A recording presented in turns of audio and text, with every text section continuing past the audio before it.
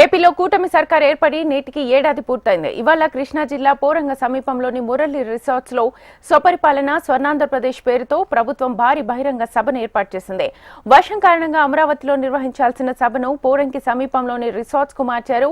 రాష్ట్ర పండుగ మాదిరిగా ఈ కార్యక్రమాన్ని నిర్వహించేందుకు ప్రభుత్వం పూర్తి ఏర్పాట్లు చేపట్టింది. AP CM Chandrababu, deputy CM Pawan Kalyan, మంత్రులు, ఎంపీలు, ఎమ్మెల్యేలు, ఎమ్మెల్సీలు, ఇతర ప్రజా ప్రతినిధులు ఈ సభలో పాల్గొనున్నారు. ప్రభుత్వ శాఖల అధికారులు, సిబ్బంది, ఉద్యోగులు విధిగా హాజరు కావాలని ప్రభుత్వం ఆదేశాలు జారీ చేసింది. సూపర్ 6 హామీల్లో భాగంగా ఇవాళ తల్లికి వందనం పథకాన్ని ప్రారంభించనున్నారు.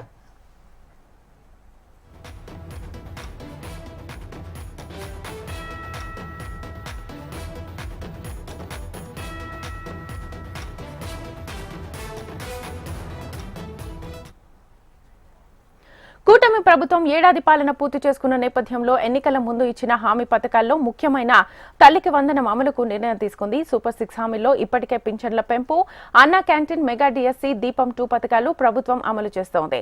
తాజాగా తల్లికి వందనం పథకం అమలుకు సీఎం చంద్రబాబు గ్రీన్ సిగ్నల్ ఇచ్చారు. చదువుకునే పిల్లలు ఎంతమంది ఉంటే అందరికీ తల్లికి వందనం పథకం ఏర్పాటు చేయనున్నారు.